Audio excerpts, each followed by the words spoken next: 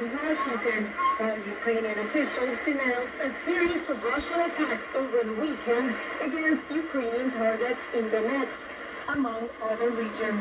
Veronica Bandera, VOA News, Washington. We heard about the march in support of Ukraine in Washington in Veronica's story. Several hundred pro-Ukrainian protesters also gathered at Berlin's Brandenburg Gate on Sunday to express their concerns about the recent souring of U.S.-Ukraine relations. Ursula is a protest organizer. She says that Ukrainians are feeling disappointment and betrayal that one of their biggest partners would concede to the aggressor. She says that Ukrainians are angry and they hope that Europe gets stronger.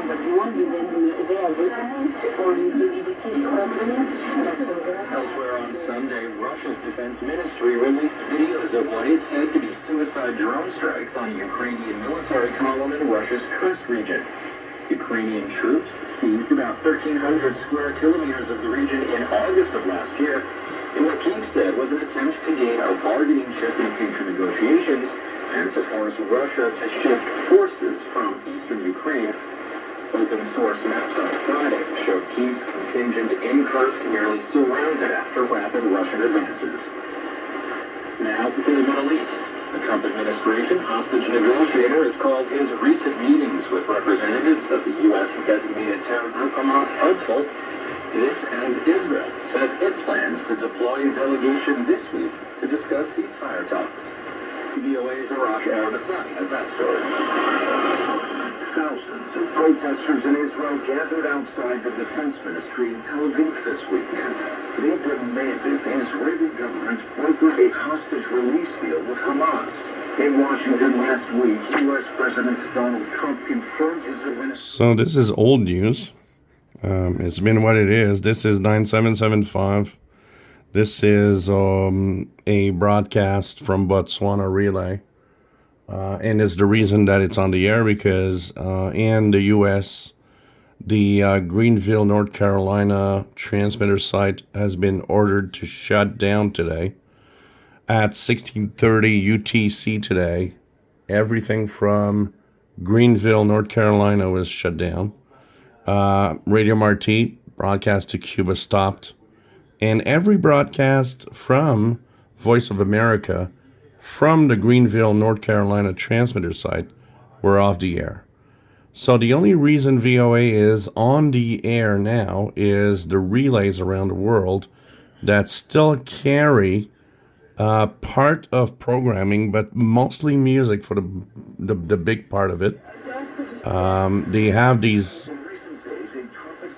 old newscasts that are not actual from in the last couple of days. And then they got almost hour-long music, and that's it, with an ID that says this is VOA 1. So as long as the international assets of relays are not touched, I guess something will happen and something will be there, but no new programming or anything. And this is what it looks like right now. But anything from Greenville, North Carolina is off. Hopefully it's been off in a proper way, because you can't shut down 2, 3, 4, 500 kilowatt transmitters with an on-off switch. It doesn't work like that. Hopefully they will be maintained, because if Greenville goes down, it's the last transmitter site for VOA. So we'll see what happens. So this is the status of Voice of America and all of the U.S. AGM. Everything that is broadcast right now is mostly on international relays. To an outbreak of deadly violence that has killed many civilians. A killer's clashes continued for a fourth day in the coastal heartland of deposed President Bashar al-Assad, between Assad loyalists and forces backing the country's new leaders. Syria's interim president. Imagine they're talking about Syria and Bashar al-Assad, which is like, and this is a very old broadcast. They took out some kind of news from, almost months ago. This is incredible. December. Meanwhile, people are mourning on Sunday at a funeral for a student who was killed in the coastal Latakia province, one of the main areas of that. So this is really old news. I was listening to the French broadcast on 15730 today, which also had an old broadcast in French from many weeks ago. So there's nothing actual. There's no new programming.